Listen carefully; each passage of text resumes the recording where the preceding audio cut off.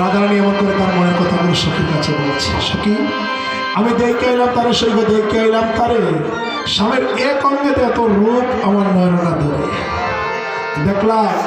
স্বামী বাইন্দাসে বিনোদন ছিল নবগুঞ্জা দিয়া, আর উপরে ময়ূরের ফাঁকা বামে হেনাই। স্বামীর কালিয়া বরণকারী চন্দনেতে মাখা, আর আমা হইতে জাতি কোনো নাই গেল রাখা হয়ে বলছে। এমন করে রাধারানী যখন মনের কথা সখীর কাছে বলছে, এক সখী বলছে, রাধে গো তুই গোবিন্দকে ভালোবেসে, আচ্ছা বল তোর যেমন অবস্থা হলো গো রাধে।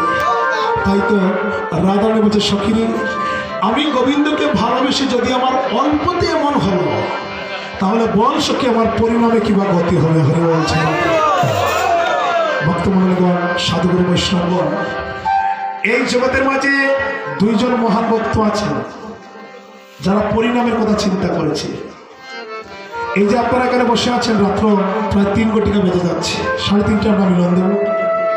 এই যে রাত্র 3 ঘটিকা বেজে যাচ্ছে, আপনারা বসে আছেন। যদি আমি বলি এত রাত্রে এখানে কেন বসে আছে, এখন তো ঘুমানোর কথা সবার, কিন্তু এত রাত্রে এখানে কেন বসে আছে, তার কোনো উদ্দেশ্য আছে, একটি উদ্দেশ্য।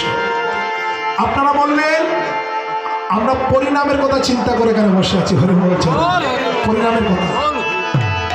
এই জগৎ বলতে জগৎ নয়, এই দিন বলতে দিন নয় বাবা, আরো দিন আছে।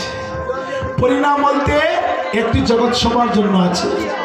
এই জন্য এখানে বসে যদি আজকে আপনারা অখণ্ড মনোযোগে রাধা গোবিন্দের অভিষেকটুকু আপনারা আস্বাদন করেন, তাহলে যেদিন 4 জন কাঁধে করে নিয়ে শ্মশান ঘাটে চলে যাবে, আর যমরাজ যখন জিজ্ঞাসা করবে তুমি ভবে কি করেছিলে, সেদিন বলবো কেন আমি তো একদিন শিশুর্য গ্রামে গিয়ে শ্রীবাস অঙ্গনে বসে আমি সারা রাত্র অভিশ্বাস শ্রবণ করেছিলাম। সেদিন দেখবে যমরাজের বলার কিছু থাকবে না, আপনাকে উদ্ধার করে দেবে। যেমন করে পরিণামের কথা চিন্তা করেছিলেন রাধারানী, এই যে বলেছিল সখী বল আমি গোবিন্দকে ভালোবেসে যদি আমার অল্পতে এমন হলো, তাহলে বল আমার পরিণামে কিবা গতি হবে। যেমন করে পরিণামের কথা চিন্তা করেছিলেন রাজা পরীক্ষিত।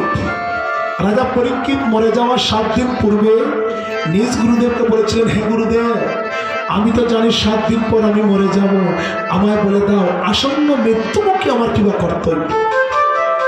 রাজা পরীক্ষিত ছিলেন ভাগ্যবান, তিনি জানতে পেরেছিলেন, বুঝতে পেরেছিলেন 7 দিন পর ছাড়া মরবে না। বক্তব্য কিন্তু মরণ কারো কথা শোনে না, মরণ কারো কথা শোনে না, যখন তখন যেটায় সেটায় দিতে পারে, সদাই হয় না।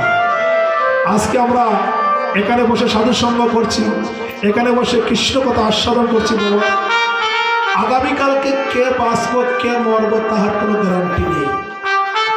আগামী বছর এমন দিনে কে থাকবো না তার কোনো গ্যারান্টি নেই।